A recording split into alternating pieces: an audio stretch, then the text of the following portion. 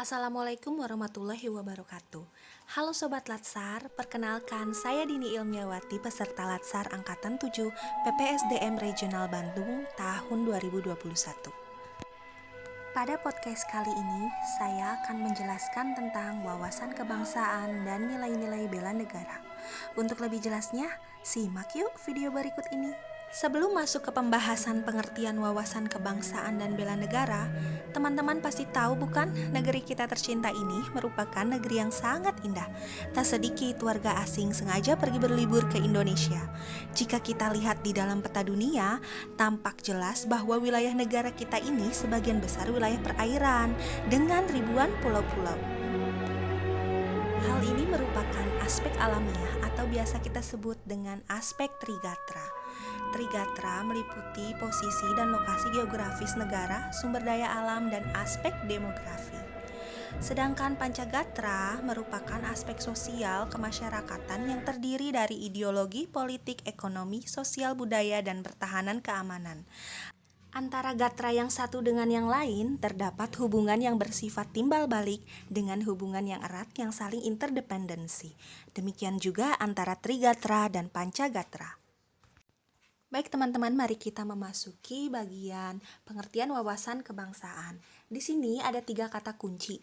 Yang pertama adalah cara pandang, kedua kesadaran diri, dan ketiga kehidupan berbangsa dan bernegara.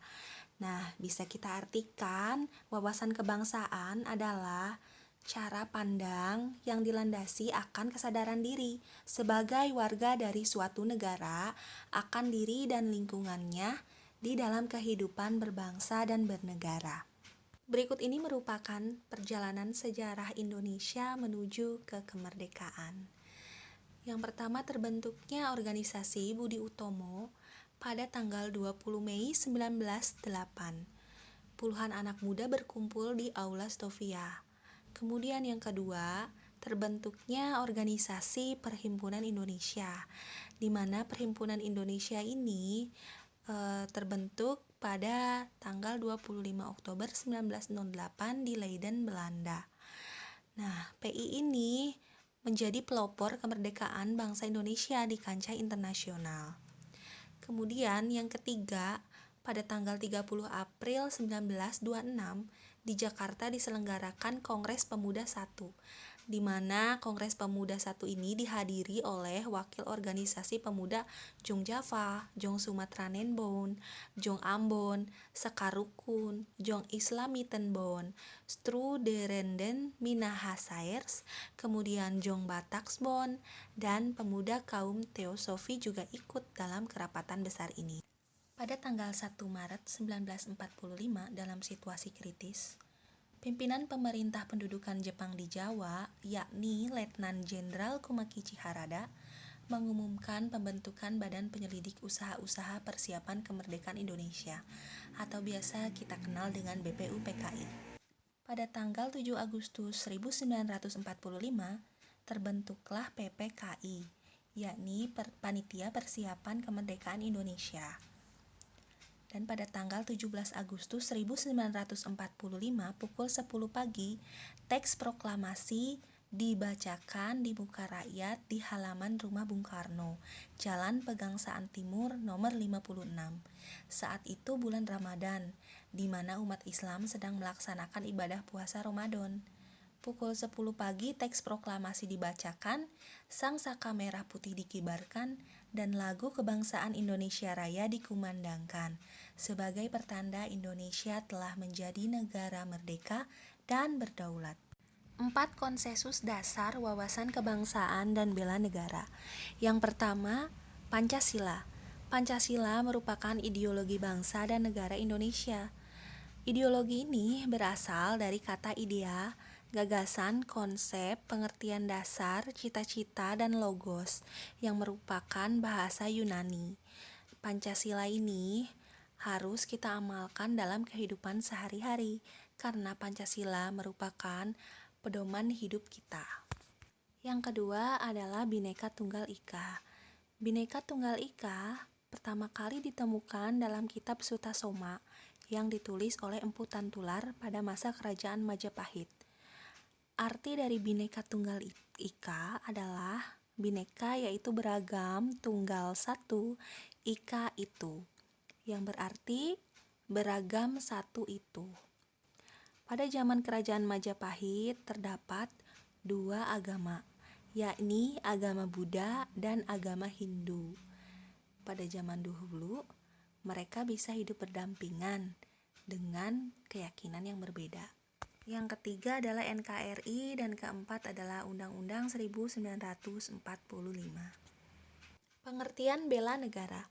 Bela negara adalah tekad, sikap, dan perilaku serta tindakan warga negara baik secara perseorangan maupun kolektif dalam menjaga kedaulatan negara, keutuhan wilayah, dan keselamatan bangsa dan negara yang dijiwai oleh kecintaannya kepada Negara Kesatuan Republik Indonesia yang berdasarkan Pancasila dan Undang-Undang Dasar Negara Republik Indonesia tahun 1945 dalam menjamin kelangsungan hidup bangsa Indonesia dan negara dari berbagai ancaman.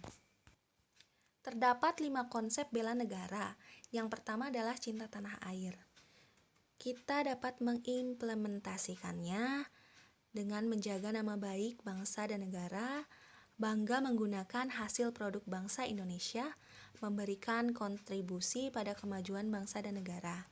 Yang kedua adalah kesadaran berbangsa dan bernegara, yaitu kita dapat mengimplementasikannya dengan cara berpikir, bersikap, dan berbuat yang terbaik bagi bangsa dan negara. Ikut serta dalam pemilihan umum, berpartisipasi menjaga kedaulatan bangsa dan negara. Yang ketiga adalah setia pada Pancasila sebagai ideologi negara. Dapat kita implementasikan menjadikan Pancasila sebagai pemersatu bangsa dan negara.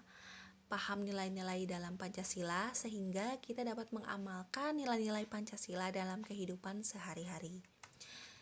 Yang keempat, rela berkorban untuk bangsa dan negara. Indikatornya adalah siap membela bangsa dan negara dari berbagai macam ancaman, bersedia mengorbankan waktu, tenaga, dan pikirannya untuk kemajuan bangsa dan negara, gemar membantu sesama warga negara yang sedang mengalami kesulitan. Dan yang terakhir adalah kemampuan awal bela negara.